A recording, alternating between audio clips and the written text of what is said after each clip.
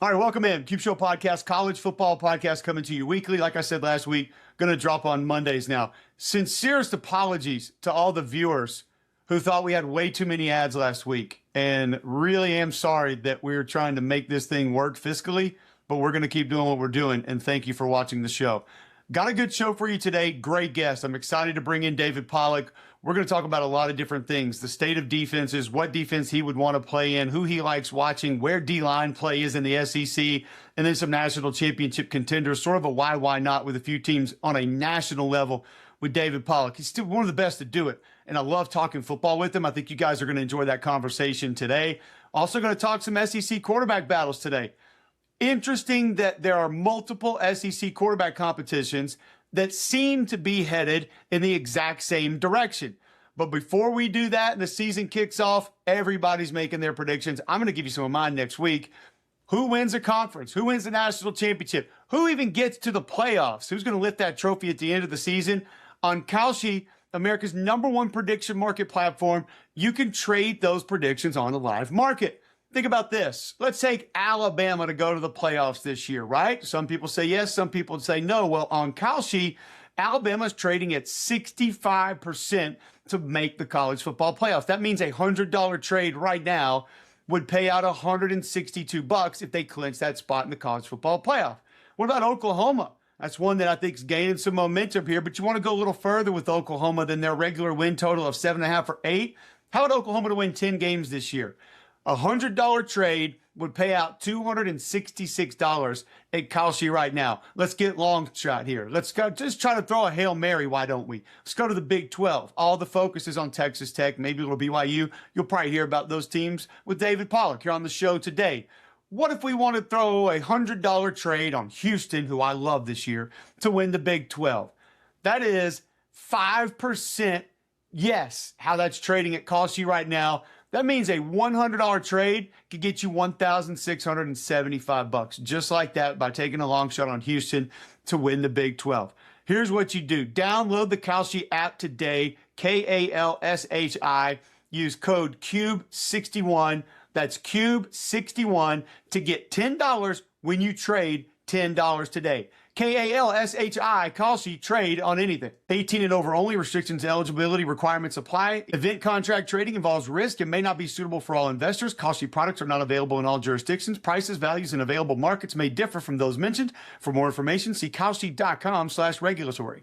All right, before we get to David Pollack, some interesting quarterback battles that are happening right now. And it's not just that they're quarterback competitions or who's competing or how they end up. It's sort of where they're headed. I wanted to bring up a few and just have a short discussion quickly. Let's start with Vanderbilt. Freshman Jared Curtis coming in, right?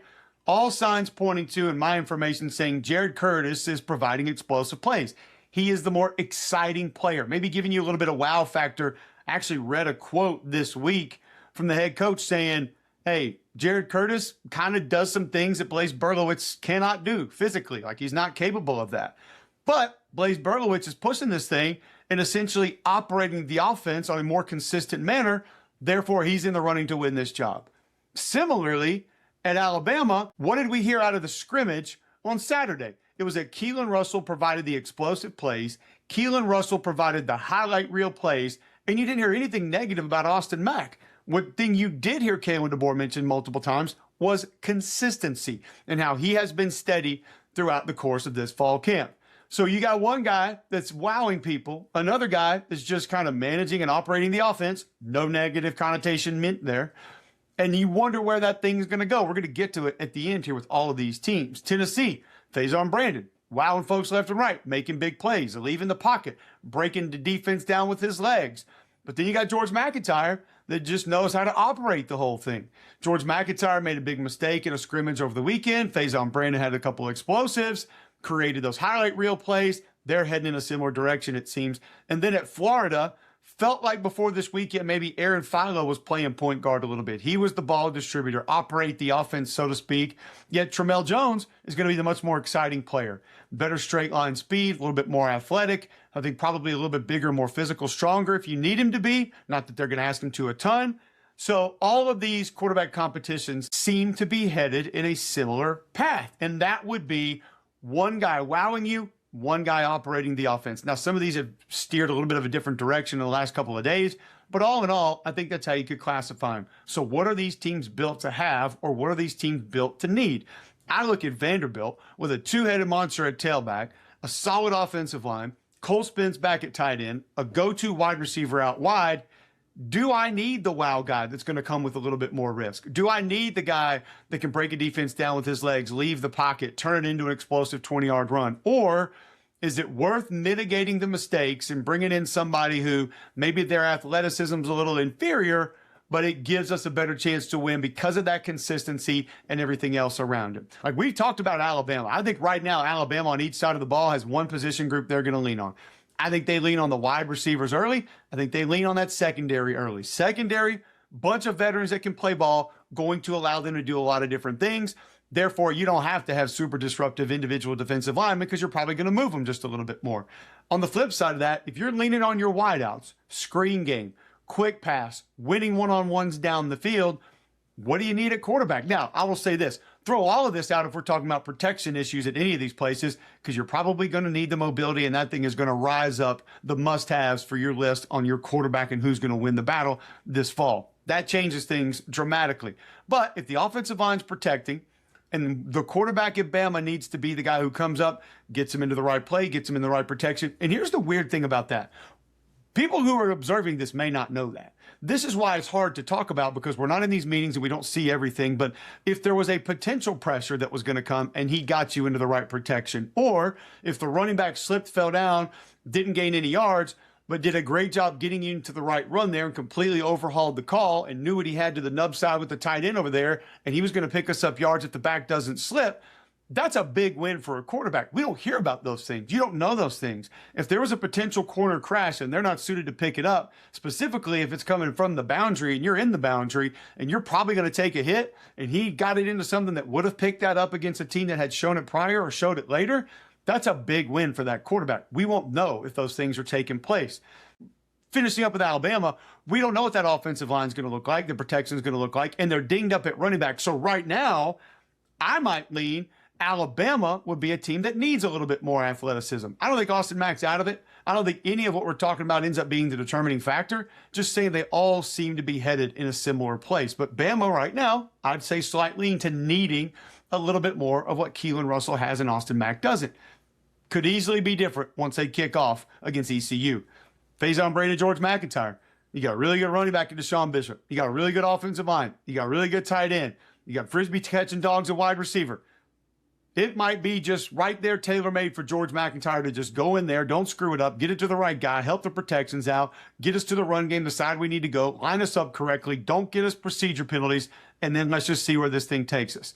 And all of these can morph and shift throughout the course of the season, but I think at Florida, Tennessee, Bama, Vandy, they're all in similar spots. Florida, I mean, you got Dallas Baker on the outside. You got Jaden Ball in the backfield. You got Micah Mays coming in from Wake Forest that's wowing people at wide receiver. You don't necessarily need extra risk to get more athleticism or big play potential. It's going to be fun to watch where these go. And not only, by the way, as soon as they're decided, it's also going to be fun to watch these once the season begins, because things can change once they start to face live bullets. Great conversation there. Just something I wanted to get to and talk about with some of these quarterback battles and how they're playing out. Excited now to bring you guys David Pollack and talk a little college football. All right, we're getting close to kickoff, so I wanted to bring in somebody that I could get into the nuts and bolts of football. No bills, no Congress, no portal, no realignment, no playoff expansion, just like actual football. David Pollack joins the show. You can find his show everywhere. You guys do a great job with it. I love watching it because you talk a lot of actual football. Actually, we did a Q&A last week on the show, a bit of a mailbag, and one of the first questions was, why don't more people talk about actual football on their podcasts? And I was like, well, I could give you 3 or 4 that are pretty good. Y'all would be one of them. So appreciate you joining, man. You good? Man, that's good. That's good company if my boy's saying that. I appreciate that, Cole. I know just like me, you love the part of the game of watching it. Like, right? Like that's the, and this part of the season is always interesting because it's fun to do the preseason stuff because it makes you get into it and it makes you watch tape again. But most importantly, you're like, oh, we're not that far. Like, we're not that far from new tape. We're not that far from Cole releasing his Sunday breakdowns of the SEC, and we're right around the corner, bro. But then it's like you start looking at all these new faces on these rosters, and I keep saying, "Oh man, I gotta go I hadn't seen this guy. I got to go watch that guy again. I don't remember that guy's name. Who's going to be at left guard for that team? Like it's like this never-ending cycle of never going to truly be prepared for me right now. Nah, and it used to be easier, right? Like, because we knew these guys for so long, and coaches would tell you, like, oh, this guy's going to be good in a few years. Like, keep your eyes out. And now you're like, wait a minute, where did he come from? Oh, he came from 3 different spots to get to here. And obviously with the transfer portal, it's definitely been different. But the game is still in a great spot. And, you know, the difference in what we cover, though, in the NFL is so different because you have just so little teams. We've got so many teams. Yes. And so it's so much to cover, and people come from all over the place now. But I think we're also seeing so much more competitiveness across the landscape, which makes everybody happy. And we had Austin Armstrong on the show. I think it was early this offseason. And the main reason I wanted to have him on was to ask him about something I've asked a lot of D coordinators, David. And it is, I get this feeling when I watch today's defensive football of we don't care anymore. And it used to be like every blade of grass is going to be covered. Like we will pattern match and every run fit has to be perfect. And if he goes here, he has to be there. And I watch some of these defenses now and I'll get on my 14th or 15th rep of a play. And it's amazing how many times I'll say they couldn't have picked it up. They just got him like that. There's just too many, or that was a good pressure or a good stunt. Like they weren't ready for that. They weren't going to be able to get that, had to get out of that play. I didn't used to say that. Like 3 years ago, I didn't say that, hardly ever. And now I'll sit there and watch and say, nope, they had them. Like, that's it. Tell us where you see defensive football right now compared to when you played and compared to maybe just 3 to 5 years ago and how different it looks to you from your lens. Well, think about what changed about that time span that you're talking about. Green dots in the helmet. Yep. Listen, we ain't the brightest individuals in the world. You know that, Cole. That's why my show is called See Ball, Get Ball. Like, the ball moves, we move, we go get it. Like, we're not the brightest. Do you know how big of an advantage is now? All these teams are huddling. The game is slowed down at a warp neck speed compared to what it was, right? Like, it used to be everybody wanted to go warp speed. Now everybody's slowing it down, getting their ducks in a row. Possessions are limited like they haven't been.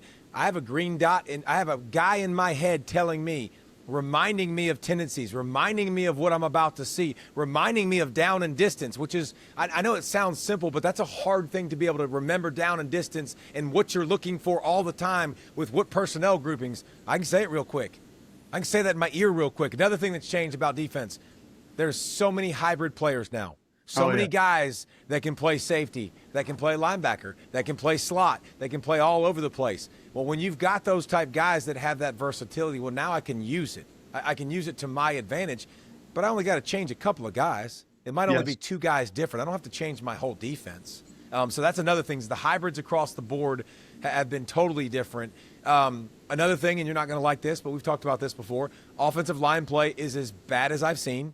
It's not. We were going to get there at some point. We'll get there in a minute. Then I'll leave that alone. So you have the green dot, you have the hybrids across the board, and then I think you have a group of now defensive linemen that can be a little bit smaller, that can be more athletic and can move more. They can do more movement because of the way the offenses have changed and not firing off the ball and hitting you in the mouth.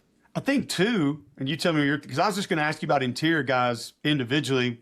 I mean, we could go back to 5-6 years ago, and it was every D-line in the league, whether it was Jeffrey Simmons at Mississippi State, Derek Brown at Auburn, all the guys at Georgia had, Quinnen Williams at Bama. Like, every team had an interior guy that you were just like, I would not want to tussle with this dude for 4 quarters. Like, that would not be enjoyable. Do you think it's because maybe there's fewer of those also, that these guys up front are just saying, turn them loose, slant them, stun them, twist them, shoot gaps, just go get them, as opposed to, oh, we have guys that we know can win our individual matchups on every play?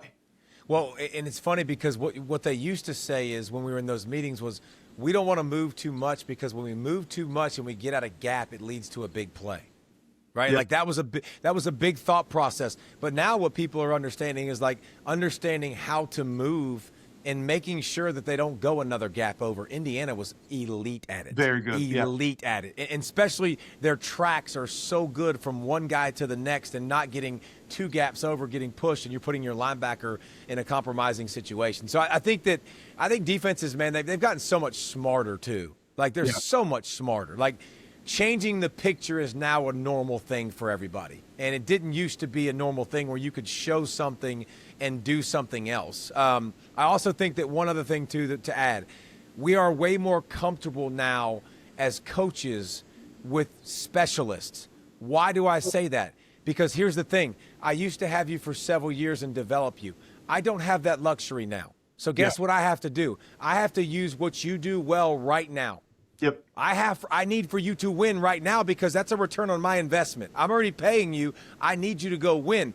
So you might not be able to hold your gap. Like running backs might not be able to play on third down as fast, but guess what? I need you on first down. I need you on second down. I got to find those ways because development is not as much of an issue as it used to be because now I want you here and I need you to get on the field as quick as possible.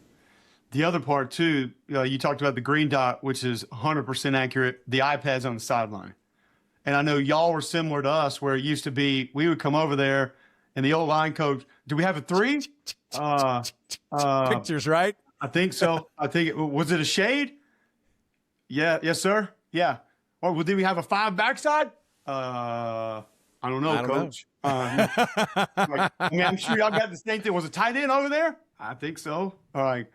Who was in the backfield? It's like now, I watch these teams from the sideline. David, they come straight over there. There's a little tripod set up with the iPad. Coach has got the remote. He doesn't even look at the players anymore. They're straight into the iPad right away. Actually watching what the plays were as opposed to come over, decipher things, then redecipher what the truth was from the things, then try to figure out how we're going to do what we're going to do next. It's just like, no, this is what it is. Don't do that again. If we get this, let's get to that. And then you're done. It's literally it. And we're all so visual, right? Like we watch this tape every day from practice. Like everybody's on their iPads, all that stuff. But yeah, literally, like the excuses get taken away. And I will never forget when I got to the NFL and, you go to the sideline and they got it right there. And all these iPads are sitting there and you're like, holy cow. Like, his coach is like, what did you do? And I'm like, well, I spun inside. Well, you got to keep contained. Well, I sacked him. So technically I kept contained. Well, you got to stay outside. Like, right. Like they've got the records of it. So it does help, man, because you can see exactly how you stepped. I mean, literally, I have it in high school now, Cole. I mean, I literally have it on my high school team, and we come off to the side, and I'm like, look at your first step, man. This step was 24 inches, bro. Like, that's why he reached you right away is because your first step was so long. So, yeah, you can fix it quick, fast, and in a hurry now. All right, guys, don't forget about my friends at Game Day Men's Health. Listen, Game Day Men's Health wants to help you feel better, and it's easy. This is what you do. If you're lacking energy, lacking sleep, feeling on edge, just want to lose some weight, Game Day Men's Health wants to help. Go to GameDayMen'sHealth.com today. Sign up for the free consultation.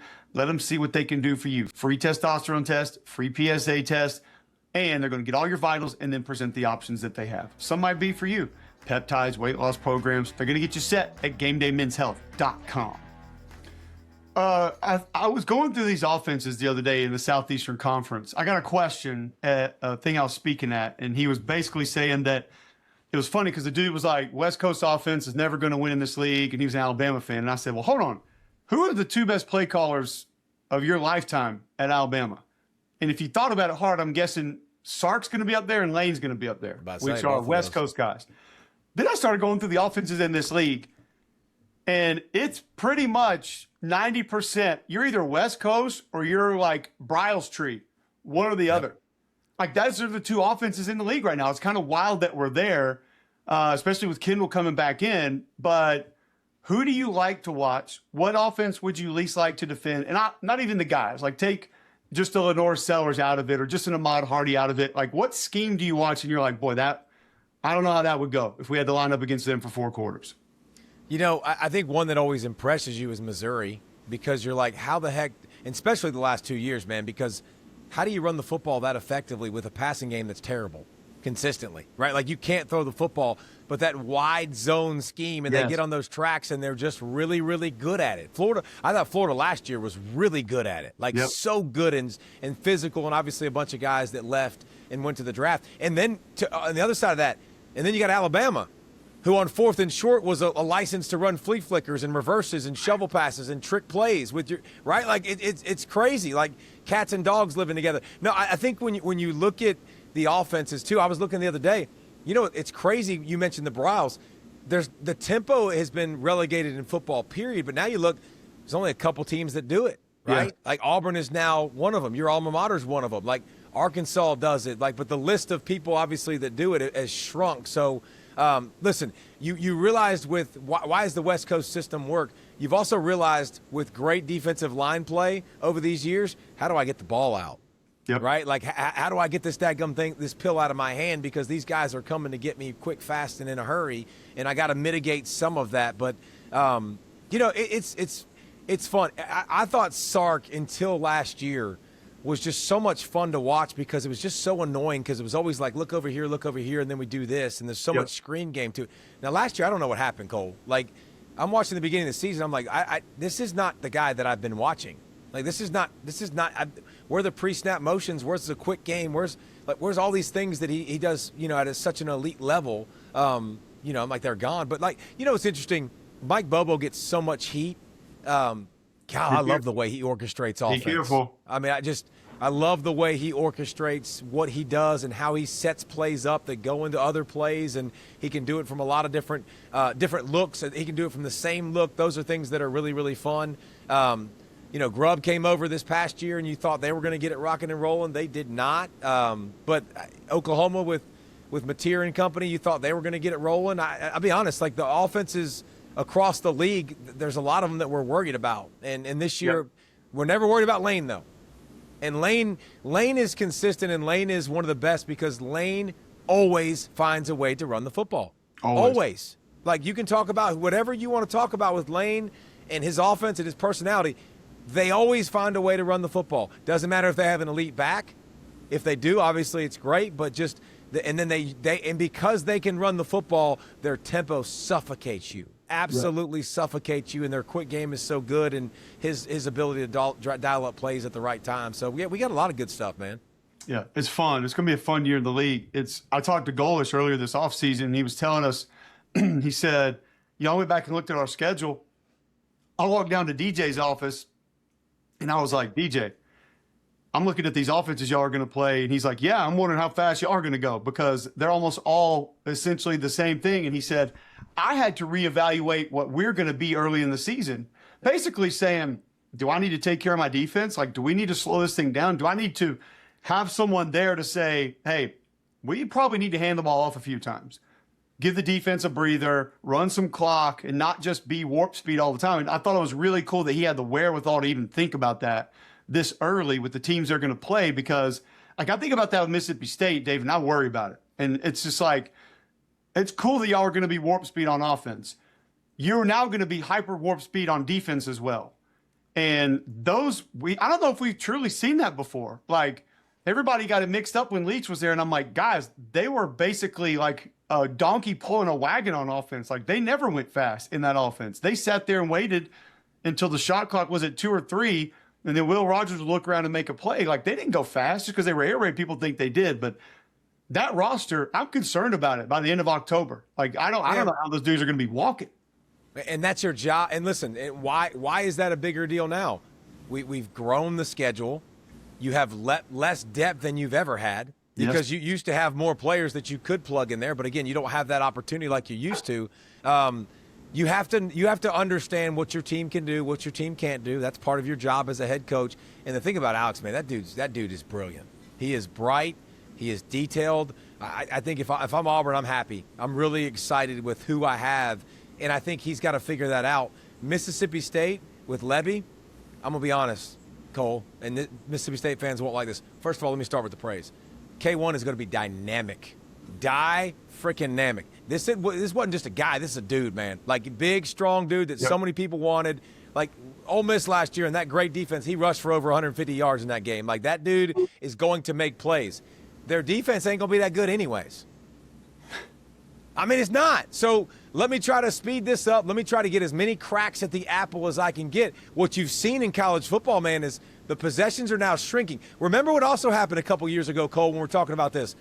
Remember the clock change? Yeah. It used to be the clock stopped on a first down. The clock stopped on an out of bounds. The clock don't stop like that anymore. The clock continues to run. So now you can't do as much of that and have as many of those opportunities because the possessions are now shrunk compared to what they used to be because it continues to run. So that's also one of those things that kind of helps goalish, but I think you have to understand your team, understand who you are, what kind of depth you have. But there are a couple squads that are going to be like, all right, I got one shot to win.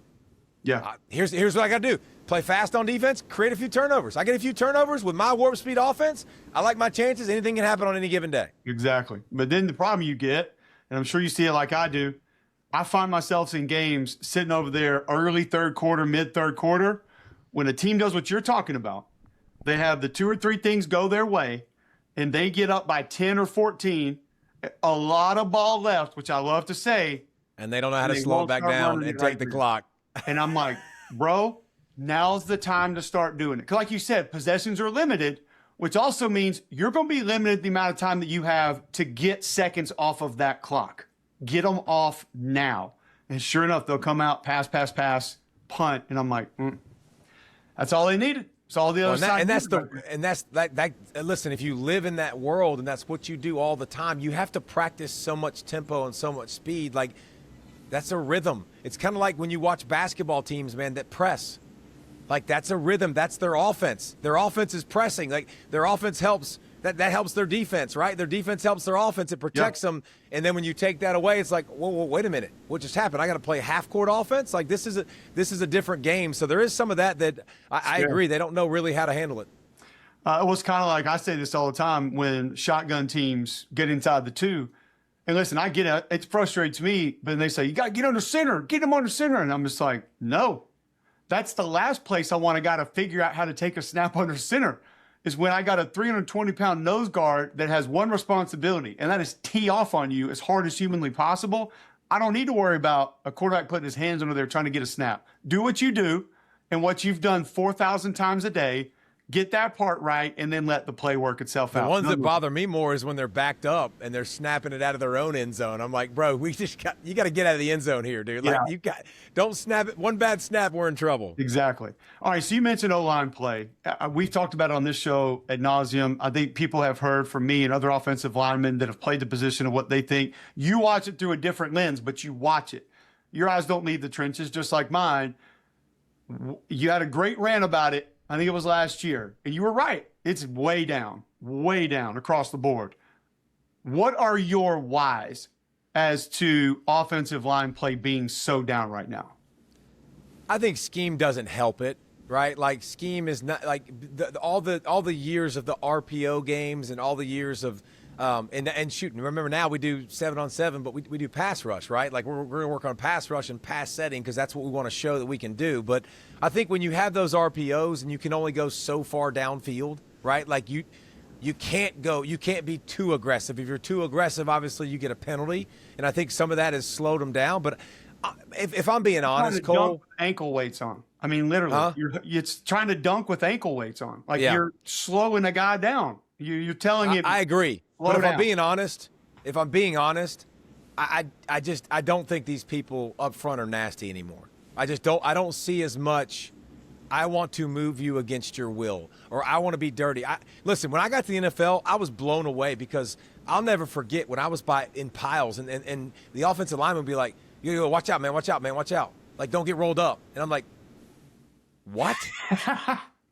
Like, that son Biatch just told me not to get rolled. Like, he was looking out for me because it's like everybody's looking out for their family. Like, hey, I want you to stay healthy. I'm like, I'm used to guys that would literally do as much as they could until the whistle blew to throw me on the ground and eye gouge me or goose me, like whatever they possibly could in the bottom of the pile. About the eye gouge that I got on the goal line. Yes, I mean, so I think the mentality is totally different, and it starts at the high school level. I see it with our level because I coach at high school now with my son and their squad, and it's just different, man. There's not that edge to it. You don't run the football in high school as much as you used to. In high school, it used to be run every time, and that's what I was doing. And I'm getting in a stance, and I'm coming off the rock and hitting you. Now, listen, the movement up front has slowed some of that down too. I agree. Like, guys that are moving all the time, you can't just fire off as hard as you can because that doesn't make a lot of sense. But I think that on a whole, when I watch offensive line and I watch the way they're coached and I look at their temperament, I don't see a lot of greatness. I don't see a lot of things that I love to point to.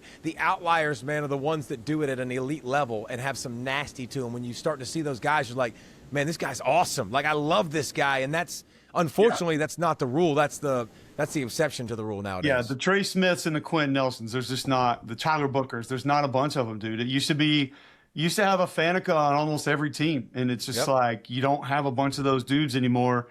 It was interesting what you said at the front end of that about the systems don't help it, and there's not a requirement for movement in a lot of these systems anymore. Whereas when we used to run ISO, literal ISO, 43 and 44, if we didn't move you, we weren't going anywhere. There wasn't a pick your gap or maybe bounce it or cut back lane. Like, we didn't have those conversations. It was you move the three right here over Jade, and climb to the backer when he decides to go one way or the other, or you come off backside, and that's how we're going to get yards. Now it's like get in the way, sift block, pin and pull, and some of that's great. But like you said, it was a great point because that's not required of a lot of these groups. Therefore, when it's not a must-have, that's what I tell. One of the greatest rants Saban ever had was when Tua was there and they kept getting mad at him because they couldn't run 4-minute offense and they were still winning games. And they're like, Coach, you can't run the ball in the fourth. And he's like, what y'all don't understand is these guys go out there and practice every day and they're asked to run the ball 50 times. And you know what happens 48 times? Slant, slant, slant. He said, what would you do on time 46 and 47 when we asked you to run the ball and the quarterback's going to throw it? He goes, now, we're not getting better at it because we're never handing it off. So now we get into the game. You think we're going to be good at it? Because we practice throwing it all the time. He's like, and what would a quarterback do if you gave him the chance? Throw it or hand it off? I think I know what they're going to do. He's like, so maybe we should quit giving them the option. Of course, they didn't stop, and they were really good at it. But it's just, it's a great way to think about it, man, because when you give us the option to either pull up and slow down or keep going, it's almost human nature to just, all right, cool, we can just stop right here. Especially when you're fat and lazy. So, I mean, those guys up front, I mean, they're the biggest guys on the field, right? Like, they're not meant, they are not Clydesdales that are trying to run and trying to open it up. If they can save some energy, they're trying to save energy at all costs. That is a little bit of a problem, too. Some of them are too damn skinny right now. Like, it's like, put some weight on, bro. Like, your job's to move people. All right, let's go into this upcoming season. You mentioned Texas a little bit earlier. I kind of believe Texas, Georgia are tier 1 in the SEC. I think there's 3 or 4 teams that are knocking on that door that I would probably have tier 1B. No teams, let's say tier 2. I can't wait to talk to you about the middle of the pack of the league because I think it's going to be awesome this year. How many would you have that are separated a little bit at the top, and who would those be? I would start with 1 at the top. I would start with Georgia at the top. I have 6 playoff teams that I'm okay with writing them in pen. Okay. And Georgia's the only one from the SEC. So those other teams are Notre Dame, Miami, Texas Tech, Oregon, Indiana, and UGA. I don't even have Ohio State in that mix because their schedule is absolutely brutal. It's the toughest schedule in the history of their school. When they're replacing like when you're replacing 2, 5, and 11 in the draft, like 30, 34 in the draft, like they're replacing some flipping dudes with a good schedule. So I have Georgia up here, the experience, the youth. Kirby's Kirby, man. Like Kirby's like, you look at what they did last year without the ability to rush the passer, without the ability to create negative plays. I think they were 62nd out of 64 in the Power 4. Like, and they were still in the playoffs and still a very good football team because of the way they structure. Secondary is going to be better. Linebackers are going to be great. D-line's going to take a step up. Like, everything's going to grow. So I have Texas. And quite honestly, man, so Bama finished next in that pecking order. Ole Miss finished next from last year if you went down the list of guys. I don't see a lot of difference between the next ones except for the schedule. Yeah. Like, LSU's schedule's brutal. Like, freaking brutal. Like, if LSU played Bama's schedule, I'd be like, I think LSU's a playoff team. Okay. But they don't, right? Like, Bama's going to be 4-0 before you can blink and have some time to settle their quarterback issues and kind of grow into the season. It's going to be like, hey, this is awesome. Now, listen, can they be physical and run the football? Here's the one thing I'll say about Bama. You look at them right now in their uniforms compared to what they used to look like, it's a weird look, man. It's different. Those dudes used to be just grown adult. Like, you didn't want to put your hands on those dudes. And now they're coming back down to earth. They're smaller guys, which is unique to say. But listen, one has Trinidad, one doesn't. It's that simple to me. Like if I got Trinidad, I'm rolling with Trinidad. I think he's the best in the country. Like not many people have the ability to be a point guard and be great at it, but then also be a great, like Steph Curry has the ability to shoot the fire out of the basketball. Steph Curry can set people up. He can also make those wow plays. That's what Trinidad can do, but very few can do that. He can play off script, can play on script. Oh, by the way, he wasn't even supposed to be the guy. Nope.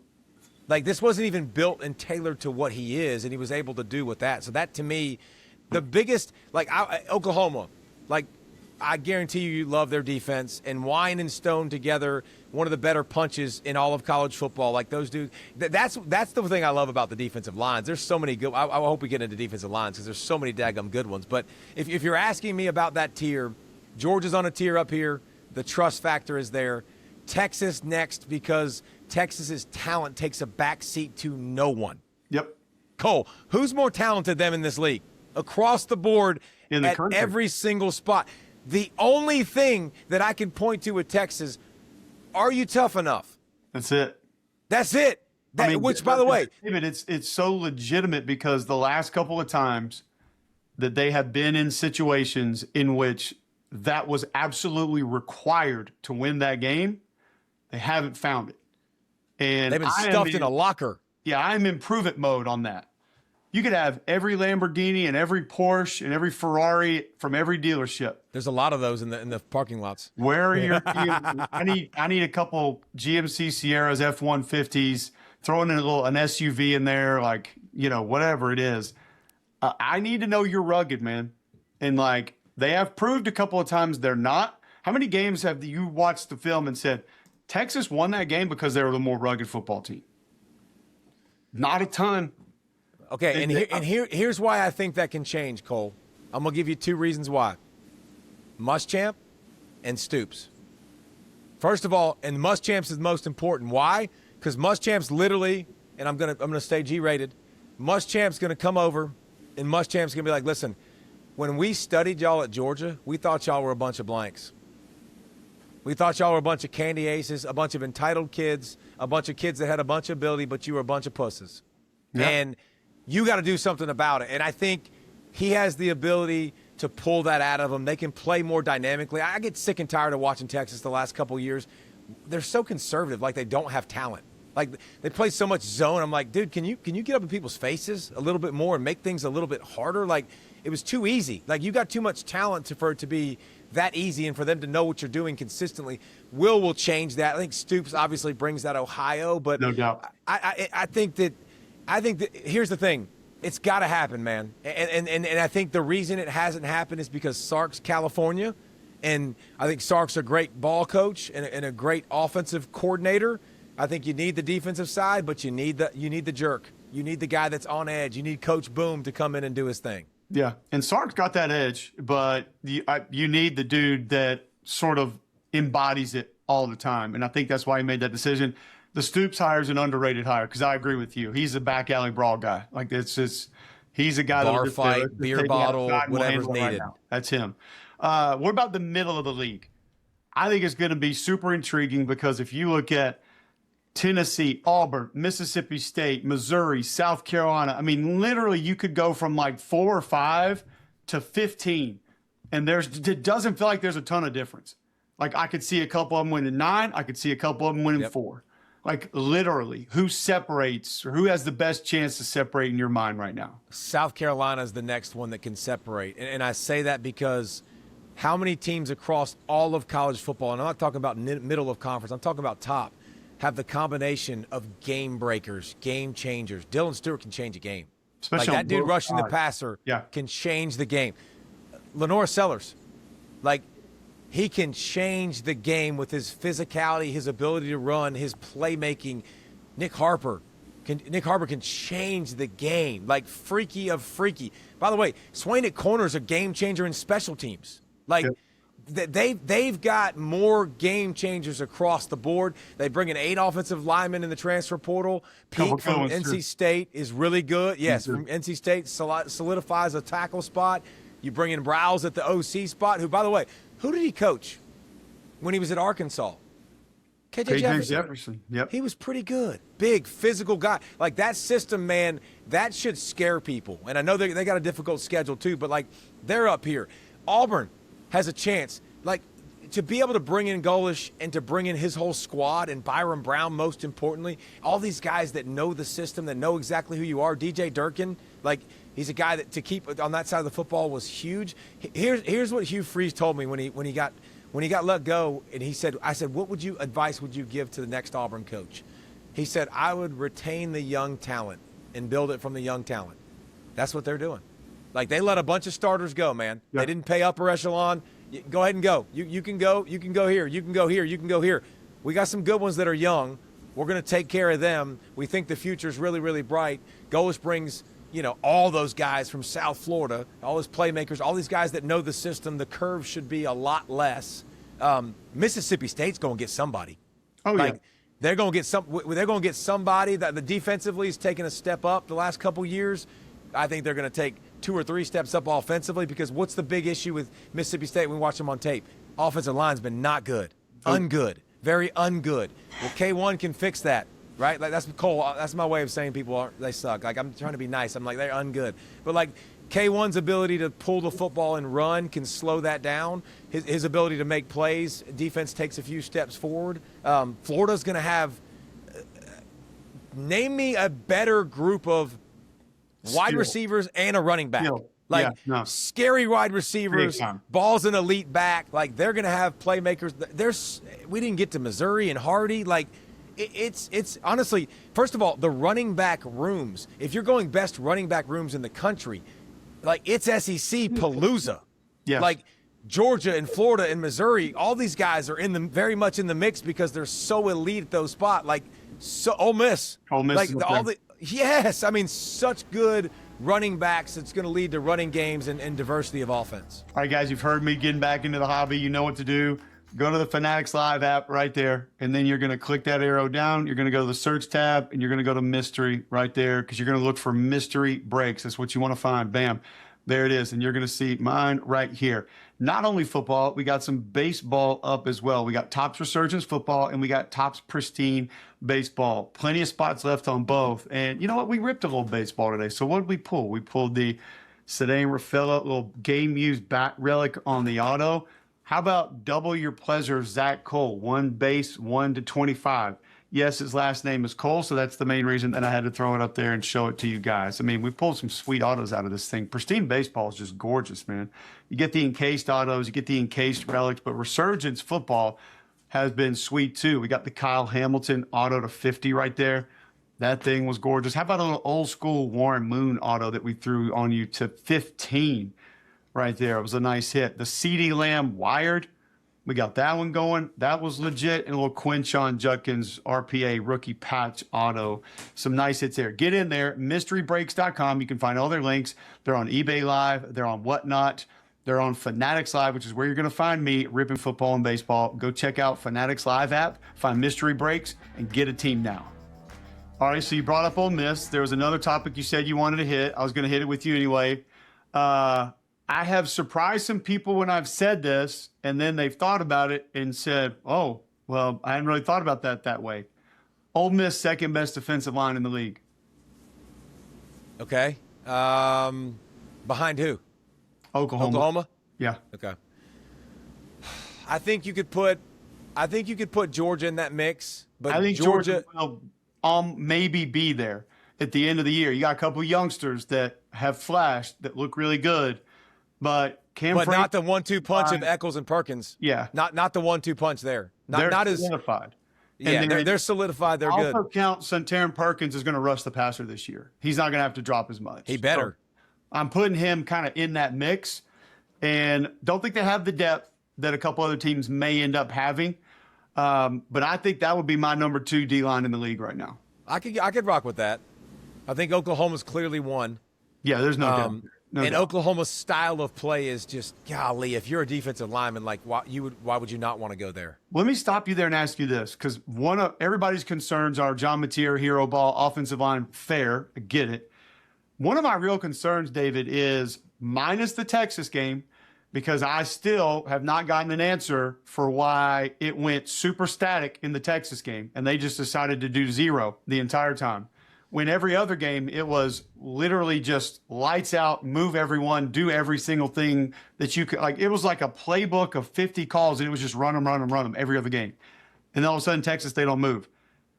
Can they move and be as aggressive as they were last year as often without the depth that they had last year? Yeah, they did have some stupid depth. Dude, they get to the third D line, and you're like, they're just as good. I'd be willing to bet that there's plenty of guys that are going to be in that mix that are going to be ballers, because again, that system lends itself to you can be a little bit undersized. It's okay. Like, it's not going to matter as much. Like, and the way Venables coaches, man, it's just different. Like, he's so players always take on the identity of their coach. Always. They always do, and they always will. And I think they'll chew through nails, and I think their secondary is going to be really, really good. Like, linebackers are going to be really, really good. Like, I don't expect OU to take a step backwards defensively. I expect them to take a huge step forward offensively. Like, here, tell me if you agree with this, by the way. There is sometimes when people tell me that we have returning starters. I'm like, cool, they sucked. Like, I know you have returning starters, but cool. Like, I don't think they're that good. Like, so congratulations, you got returning starters. I think Oklahoma's offensive line, I see a lot of talent, and I saw young pups that I think are going, and I think they're going to grow and get better. I would like to see more schematically to help them up front. I think them having multiple tight ends that they've now brought in is going to help them tremendously. Like, because that gets Mateer where he can run the football more, be a little bit more diverse. Because, listen, Mateer is yoked up and he is strong and he's got as much horsepower as anybody in the country. He can break tackles, he can do all that stuff. But I'll say this to be the other side of that. The decision making at times for him, 100%. I just want you to take the 5-yard out, man. Like, I just want you to take on 4th and 5, we're throwing balls 15 yards down the field when the out's wide open. Like, but 5 yards into the stands on 2nd down. Yeah, yes. And they had no passing game. And now you bring in Harris, you bring in your tight ends. Satania's back, who was, that dude was he was the first, second, third option every time last year, and he still made plays. But Oklahoma, man, like, I don't expect them to take a step back. I know the schedule's brutal, but you know good and well they're going to beat a couple of these teams, and they're going to be a handful because their defense is going to be great, and their offense has the potential to take several steps forward. Yes, no doubt. All right, I want to go outside the SEC because you brought up a couple other teams real quick. You brought up Notre Dame. Easy for everybody to get on board with. Secondary elite. Defensive line is going to be great. So arguably good. The best offensive line in the nation going into the season. If not, it's in a small handful that you would debate there. Quarterback, we know the skill has been upgraded across the board. Maybe not upgraded at running back because they were pretty elite at running back last year. They're taking a step backwards at running back, obviously. Still good. What would hold you back from saying Notre Dame will win a national championship right now? Win a national championship. November is the only thing I'm worried about with their schedule, right? Like, because Miami and SMU come to town in November. So those are their two challenges. They go to BYU. Man, here's the thing. When I look at Notre Dame, what am I missing, Cole? What don't they have? You mentioned the secondary. You mentioned the defensive line. I would argue their linebacking core is one of the best in the country as well. Like, receivers, got some thoroughbreds from Ohio. By the way, if you're going to go get some receivers, go get some 5-stars from Ohio State. That's a heck of a place to go, right? Like, they're pretty good at this wide receiver thing. Like, they've got it figured out. I'll go get their guys because they had such good guys in front of them. You bring in those guys, and you already had some young talent at that position. And C.J. Carr, I think people will look at him. I think they looked at the losses last year, and they're like, oh, it was C.J. Carr's fault. Bro, no, it wasn't. Like, first of all, they had him like this in shackles for the Miami game, but he still balled out and found a way to scramble and make plays, but everything was dink and dunk, don't trust him.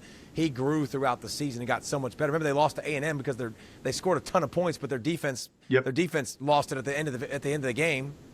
Debatable holding call. But I think Notre Dame has it all. I think the only thing that holds them back in everybody's eyes, Cole, is Notre Dame's history and what they used to be and what they haven't done in big spots. Yep. The roster, man, with Marcus Freeman, this is a different cat at the helm, man. Like, he's a different dude in the way he leads and the way he has that linebacker mentality, that aggressive mindset mentality. I think Notre Dame's going to be one of these people that are going to be very much in the mix. And if you picked them to win, I'd be like, all right, I get it. Good.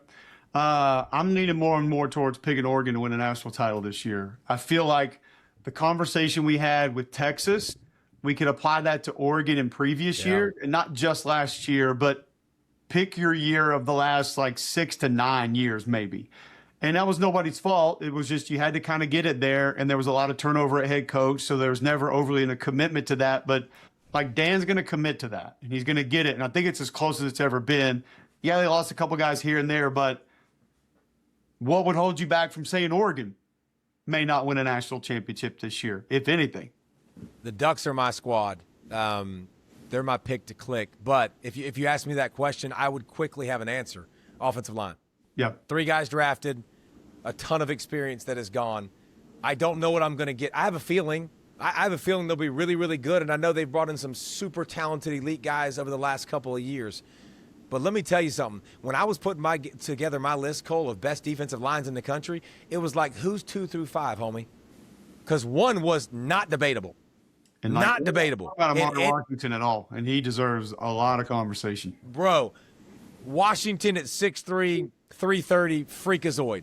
Bear Alexander, sucker 6'3", 302, quick. I mean, quick as a cat, gets in gaps like crazy. Uiagalelei, 6'5", 270. Like, heavy hands. Heavy, long, pretty athletic, but stud thick. Tatui, 6'4", 6'5", 260. And by the way, senior. All of them said, Coach, I'm coming back. Yep. I want to win a national championship. And by the way, I didn't even mention Matt Johnson, who's going to be an animal. Again, 6'5", 300. It is embarrassing, man. So the offensive line is the one thing that I picked when I say players. And then guess what? Tosh Lupoi gone and Will Stein's gone. And that makes me a little bit nervous because Tosh Lupoi is Dan Campbell. If you want to comp, he's Dan Campbell. That's exactly who he is. We'll chew through your kneecaps, whatever it takes to get it done. Intense, crazy psycho. And then Will Stein, obviously his ability to dial up plays. But I can call plays with this defense because I didn't even mention Wyatt, who's going to be another guy that athletically comes along. And I can mention a couple other 5-star guys. Like, you're going to pack a lunch, and it's going to be a hockey wave. Next group in. There's only 2 defensive lines in the country that can do that, and they are one of them. And their guys have been there, done that, bought the T-shirt and hat. There you go. Is there kind of an outlier team that you feel like nobody's talking about? Let's not even say national title, but maybe get in, make a little bit of a run. And I'm not saying you have to go way down, to the group of 5 or anything, but just the guy left media days saying, why are more people not talking about Ole Miss not only getting to the playoffs, but making a run in the playoffs? Like, it was embarrassing how few people, when we started talking playoff teams, and they would say Texas, Georgia, Bama. I'm like, okay, fine, LSU. I'm like, we just not even going to talk about these guys? Like, everything you stated earlier that they got back, and then some that we could still talk about. Who's the team that you look at and say, why are y'all not talking about this group making some real noise this year?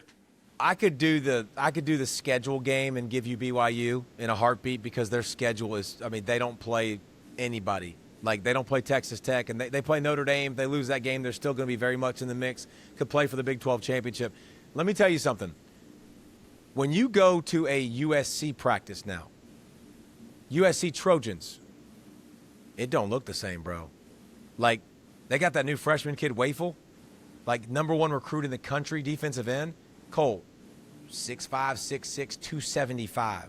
They brought in 30 freshmen, the #1 class in the country. Booby at receiver, like freak show. Bowman at tight end. I had an SEC coach tell me, we wanted that guy. He was #1 on our list to get. The only guy that I've seen, the closest guy that I've seen to Brock Bowers. Like, experience on the offensive line, Gary Patterson running the defense, which will be interesting because it'll be a new time, I know. But USC, man, like, I think the Trojans are legit to get in that playoff for the first time ever. Like, they've got talent across the board. They've got an experienced quarterback. They got speed. They got youth, and that scares the piss out of me, honestly. Like, youth is what I worry about. Do they drop one of those games? Because they play all the big boys in the Big Ten. That's the only thing that's hard. They got to beat one of them and not trip and fall to somebody else, which they've shown us they can do. But when you got the QB and you got the offensive system, and now you get a tick better, 2 points a game better on defense, you close in Illinois, right? Like you close that game out instead of giving it up at the end. I think USC is going to surprise some people because in the trenches, they don't look like they used to. And this is not just a walkover where I can run the ball for 4 or 5 yards a clip and I think I can get by, because they got some dudes in the uniform that look a little better. I think they're going to be scary. I'm with you. My was real deal. You said Texas Tech earlier was a playoff team in Penn. What percentage of that pie would be schedule? And what other percentage would be just the team that you see and believe in? I'll give you the schedule. The next 3 best teams in the Big 12, the next 3 favorites, they don't play. Literally, they don't play. So they don't play BYU, they don't play Utah, they don't play Kansas State. That's really good. Like, that schedule is set up for success. They got Houston early. I'm going to say, watch out for Houston now. And Houston's good. Houston's one of my sleeper teams this year, along with Oklahoma State. Like, I think they're going to be really good. This is an embarrassment of riches on the defensive line. Cole, it's the second best in the country. Like, it is going to be a hockey shift of next guy in. A.J. Holmes is an absolute animal. It starts in there. He will eat human beings alive. Like, he got to rotate last year. It's good. Oh, you know what? Man, we need some more depth. We need another guy that can get in there and make some plays. Let's go to Wake Forest. And I'm not even going to try to pronounce their name fast, but E.B. Roba. Like, he's one of the best top players in all of the transfer portal. Oh, let's go get Adam Trick. By the way, he'll be this year's David Bailey from last year. Yeah. He'll be over 10 sacks. Dude is hyperactive as piss. Like, gets off the football, chases the football like a madman. By the way, look, I love the way he plays. It reminds me of me. I love it. I love every part of it. Trey White, another edge. Bryce Butler from Washington. I can keep going. JoJo Johnson from Oregon State. Like, it's mind-blowing. They're going to eat the Big 12 alive defensively. Listen, last year they lost to Oregon because of their offense. That's the only reason they lost. And Will Hammond on the other side. Texas Tech has the best. I like Will Hammond. I'll just say this. You better learn how to block. Yes. And here's the thing.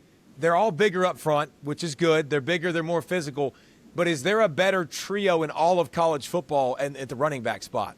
Because now Joyner comes back and adds to Williams and Dickey. Like, they're going to have fresh guys that can make you miss to keep you some balance. Will Hammond's health obviously will be a big deal. If Sorsby's over here, it's a different conversation, and that ship has sailed. But Hammond's health will go a long way in determining it. But, man, I think Texas Tech and the way they invest, yes, I know they spend money. Everybody spends money. Those dudes understand. The defensive line, I'm gonna be deep, 6, 7, 8 deep across the board that I can rotate and I can keep guys healthy. Linebacking core is as good as anybody in the country. They got a guy in the secondary, Pollack, from Shiloh High School, by the way. My same high school, Pollack, who's an absolute Big 12 stud in the back end. Like, they're not missing anything, man. They're going to shut people down. They're going to lock people down week in and week out. And when they get to the playoffs, they'll lock people down too. It's just a matter of who can score. If they can score points, if they can take advantage of opportunities, they get in the red zone, that they can be a little bit more physical. You're the man. That's awesome, man. I disagree, but I appreciate you. I'm not. Before we go, I'm a believer in the front. I'm a believer in Will Hammond. I just don't know if I'm on board with all of it. I think, like you said, Houston, for me, is going to be a lot better than people think. I think a couple other teams on the schedule are a little bit more scary than people give them credit for, but we'll see. We'll see. I didn't like them going into the playoffs last year, and people told me I was crazy. I bet you left that Oregon game going, I like that defense, though, because that defense kept him in the game. It was literally just their offense. Like, their offense absolutely screwed them. The interior guys, and I think Bailey, just being honest with you, I thought the edge guys, not just Bailey, the edge guys got a little too much credit last year. I thought the interior guys caused most of the problems. Like, those dudes were. There's nowhere to step up, man. Inside. There's nowhere to step up. Nowhere to go. And here's the thing, and there won't be this year. But with those guys on the inside, there'll be absolutely nowhere to step up whatsoever. Like, and those guys are just going to feast on the outside and get effort sacks. I mean, I think Bailey was really, really good. Like, I think he's not an edge setter and a run stopper, but that dude rushing the passer had a lot of good variance and could see things really well. A lot of fun, man. I could do this literally for 2 more hours. But we got it coming up around the corner, baby. I know it's close. It's getting here. I need another week or two to get everything with the family set, but we'll be up. Get set. I need to get settled in before that couch takes over. The kids have been in school for 3 days. I've gotten more done in those 3 days than I did the 3 weeks prior. So it's like it's a good balance to have some structure back in our lives. All right, man. Thanks a lot. Have a good one. Appreciate it. All right. Appreciate you guys tuning in. Once again, sincerest apologies for advertising and us attempting to make a little money to put in our pockets here on this show. I did think it was free when you clicked on it and you had the ability to watch it on YouTube or listen, but hey, some people are just going to be angry. We're going to be back next week with our 2026 season predictions, conference, playoff, national championships. We will bring that to you next week. Don't forget to subscribe. Tell your friends about us. In week 0, we'll be going over some film. In week 1, you know what it is. Every SEC game, we watch the tape. We tell you what we saw. Subscribe on YouTube. Appreciate you guys being here, and we'll be back next week.